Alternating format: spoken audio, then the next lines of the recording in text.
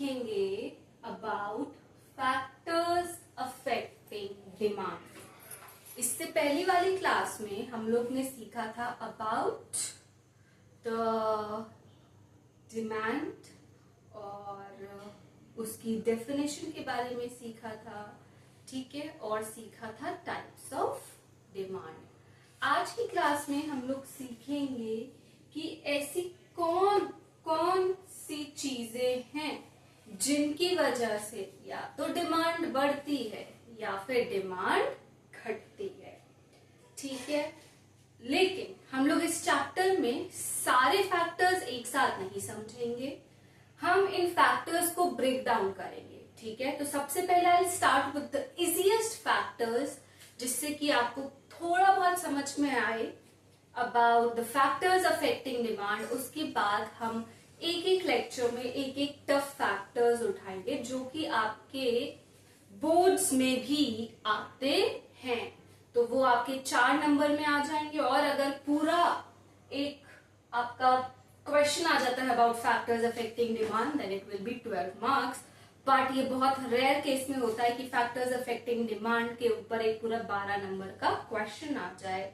But इसके अंदर जो कुछ 2-3 फैक्टर्स है बहुत इंपॉर्टेंट, उन पे कई बार 4 नंबर का क्वेश्चन या फिर 2 नंबर का क्वेश्चन जरूर आता है। और जब मैं उन फैक्टर्स को आपको डिस्क्राइब करूंगी, I will mention the marks and which one are important. चलो, okay, so let's get started. आज हम लोग सीखेंगे about the first factor of demand. और उसको सीखने से पहले हम लोग ये समझ लेते हैं कि व्हाट आर दोज फैक्टर्स, ठीक है, जो कि क्या करते हैं, डिमांड को अफेक्ट करते हैं। ओके, सो जब भी हम कहते हैं फैक्टर्स अफेक्टिंग डिमांड, तो सिर्फ समझ लो कि इसका मतलब क्या है। फैक्टर्स, अगर आप लोग ने मैथ्स कभी समझने की कोशिश करी होगी अच्छे से, तो हम लोग कहते हैं कि भाई क्या निकालो, 9 के फैक्टर्स निकालो, ठीक है। This pen always irritates me, but nevertheless हम लोग क्या कहते हैं, फॉर एग्जाम्पल मान लो 9 के फैक्टर्स निकालो या 24 के फैक्टर्स निकालो, ठीक है। तो पहले फैक्टर्स से समझना, तब समझ पाओगे। फॉर एग्जाम्पल हमने कहा कि भाई आप क्या निकालो, 24 के फैक्टर्स। तो इसमें आप लोग मैथ्स में क्या करते हो, जब आपसे कहा जाता है कि 24 के फैक्टर्स निकालो, तो आप लोग ये देखते हो कि 24 किस किस की टेबल में आता है, और जिसकी टेबल में 24 आता होगा वो 24 के फैक्टर्स हो गए। और इसको निकालने का तरीका हम लोग का होता है, हम लोग क्या करते हैं, हम इजीएस्ट वे होता है कि क्या आपने एलसीएम निकाला 24, और एलसीएम निकालने का सबसे इजीएस्ट तरीका क्या है, जो सबसे छोटा नंबर होता है मैथमेटिक्स में, उससे स्टार्ट करो। तो 1 के बाद सबसे इजीएस्ट नंबर हुआ 2, तो 2 एक फैक्टर मिल गया। उसके बाद 12 दूसरा फैक्टर मिल गया, 2 6 12 मिल गया, 2 3 6 मिल गया, 3 1 3। तो एक तो ये फैक्टर्स हो गए जो कि क्या करेंगे, 24 को डिवाइड करेंगे, ठीक है। और फिर कुछ फैक्टर्स हमने यहां से निकाले, ये फिर 2 2 कितना होता है 4, 4 2 कितना होता है 8, और 8 3 कितना होता है 12, 12 तो हमको ऑलरेडी मिल चुका है, तो वी कैन इग्नोर 12।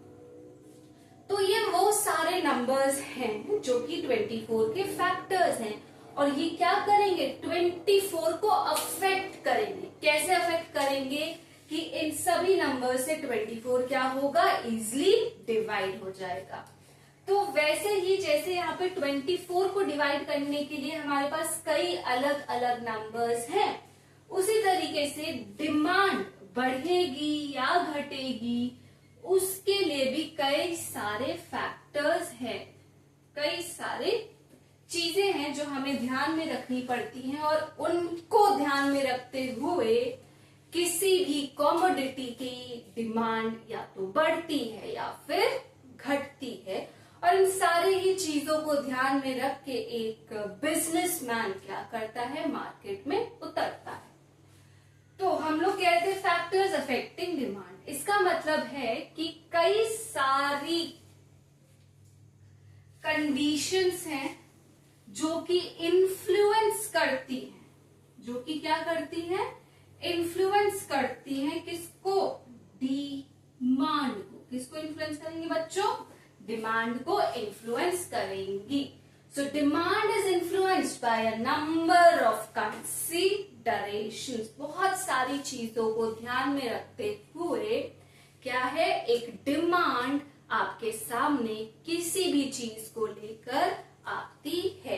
कैसे कोई भी एनालिस्ट कह देता है कि अचानक से सोने की डिमांड बढ़ने वाली है, या चांदी की डिमांड घटने वाली है, या किसी भी चीज की demand is going to rise और डिक्रीज, उसके लिए there are multiple factors and considerations. ठीक है, तो अब देखो भाई, क्योंकि हम डिमांड के बारे में समझ रहे हैं तो कुछ कंडीशन समझो, कुछ फैक्टर्स समझो। फॉर एग्जाम्पल कि आप एक आईफोन 17 प्रो मैक्स लोगे या फिर नहीं, उसकी डिमांड मार्केट में क्या रहेगी, ये समझने के लिए एक सबसे इंपॉर्टेंट चीज क्या हो सकती है?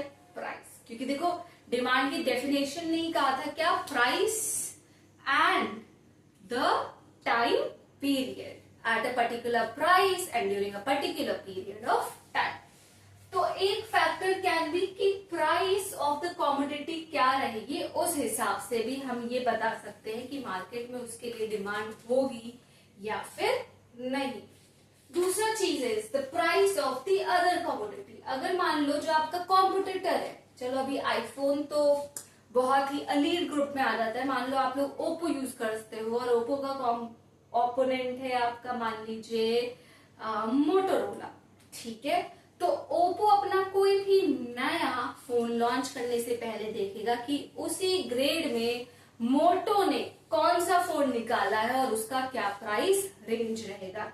इसीलिए आप कई बार देखते हो कि सेम फीचर्स सब कुछ सेम है, उनमें प्राइसेस भी काइंड ऑफ थोड़ा सा ही ऊपर नीचे का फर्क होता है, और वो ऊपर नीचे के फर्क में वो कह देते हैं कि भाई क्या है, आपको ये एक फीचर एक्स्ट्रा मिल रहा है। आपको कभी भी ये नहीं दिखेगा कि सेम फीचर्स है और प्राइस में बहुत डिफरेंस है, if they are the competitors. I am not talking about iPhone, I am not talking about Samsung. ठीक है, ये एलीट ग्रुप्स में काउंट होते हैं। So the other one is price of other commodity. अगर जो मेरा कॉम्पिटिटर है उसने अपना सामान की वैल्यू कम रखी है, तो मुझे भी देखना पड़ेगा कि उस कम वैल्यू पे अगर मैं कोई सामान निकालूं तो उसमें मुझे क्या फीचर्स रखने हैं, क्या नहीं रखने हैं, या फिर कैसे अपने कॉम्पिटिटर को बीट करना है। तीसरी चीज हो जाती है इनकम।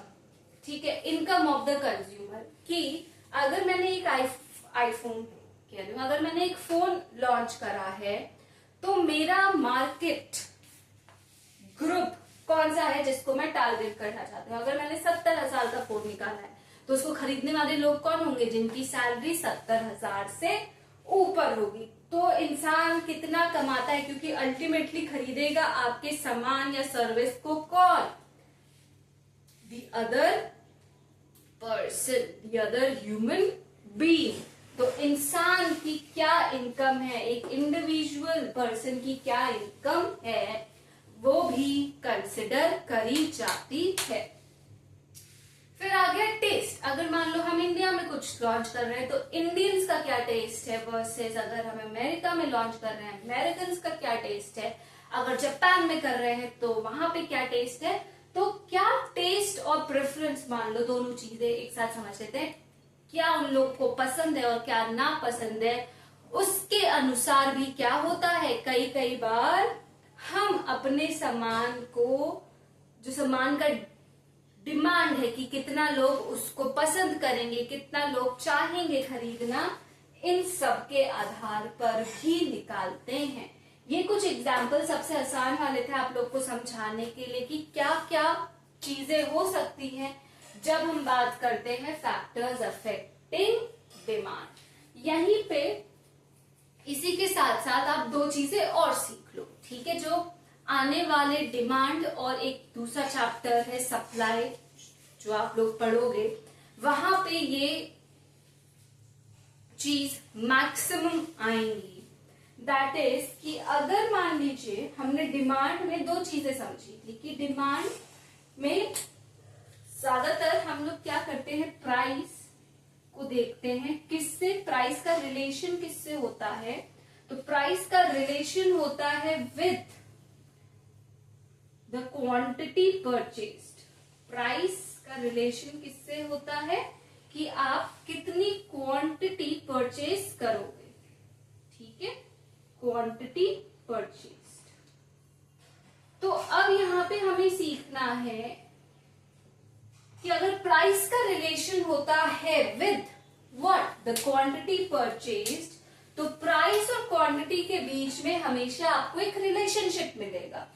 और वो रिलेशनशिप कैसा है, वो रिलेशनशिप आपका है दो चीजें, या तो इनवर्स, या तो पहला शब्द है क्या, इनवर्स रिलेशनशिप होगा, या फिर कैसा रिलेशनशिप होगा, डायरेक्ट रिलेशनशिप होगा। कैसा रिलेशनशिप होगा, डायरेक्ट रिलेशनशिप होगा। इनवर्स का मतलब आप खुद ही समझ पा रहे हो कि उल्टा, ठीक है। इनवर्स का मतलब क्या होता है कि इसको इनवर्स कर दो। अगर मान लो अभी आपने CTRL प्लस कुछ लिखा है और आप उसको अंडू करना चाहते हो, तो आप कहते हो भैया चलो इसको इन्वर्स कर दो, CTRL प्लस Z कर दो। या अगर आप सीधे जा रहे हो और आपको कहना है भैया यू टर्न ले लो, तो यू विल से उल्टे होके जाओ। तो इनवर्स का मतलब हो गया इनवर्स रिलेशनशिप और डायरेक्ट रिलेशनशिप। किसके बीच में होगा, प्राइस और क्वांटिटी परचेज्ड के बीच में। किसके बीच में होगा, प्राइस और क्वांटिटी परचेज्ड, क्योंकि यही दो चीजें फिर आखिरी में रह जाती हैं। आप वस्तु या सामान खरीदने के लिए प्राइस दोगे और उस प्राइस पे आप 1 किलो 2 किलो या फिर 1 2 3 4 नंबर्स में कुछ भी खरीदोगे। तो इनवर्स रिलेशन में क्या होता है, प्राइस और क्वांटिटी के बीच में इनवर्स रिलेशन में ऐसा होता है, अगर प्राइस बढ़ रहा है, अगर प्राइस बढ़ रहा है तो क्वांटिटी आपकी घटेगी। अगर क्या हो रहा है, प्राइस बढ़ रहा है तो क्वांटिटी आपकी घटती है। पर डायरेक्ट में क्या होता है, डायरेक्ट में होता है कि अगर प्राइस बढ़ रहा है तो क्वांटिटी भी आपकी बढ़ती है, ठीक है। तो डायरेक्ट का मतलब है दोनों सेम सेम चलते हैं, बट इनवर्स का मतलब है दोनों हमेशा उल्टे ही चलेंगे। तो अगर क्वांटिटी बढ़ेगी तो प्राइस क्या होगी, हमेशा price will always reduce. Quantity बढ़ी तो प्राइस बढ़ी, पर वहां पे क्वांटिटी बढ़ी तो प्राइस बढ़ी और क्वांटिटी घटी तो प्राइस घटी। और इसके एग्जाम्पल्स हम लोग आने वाले क्लासेस में क्या करेंगे, सीखेंगे। यहां तक समझ में आया? कोई प्रॉब्लम हो तो कमेंट्स में मेरे को बता देना। चलो, and don't forget to subscribe. अगर लाइक नहीं भी करते हो पर एटलीस्ट सब्सक्राइब कर लो, जिससे कि जब भी कोई नई वीडियो आए तो आप लोगों को क्या हो, पता चल जाए। एनीवेज, ठीक है, इसका स्क्रीनशॉट ले लो फटक से and then we'll understand further.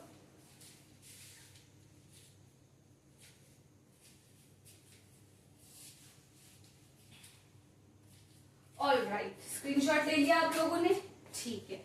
So I erase it.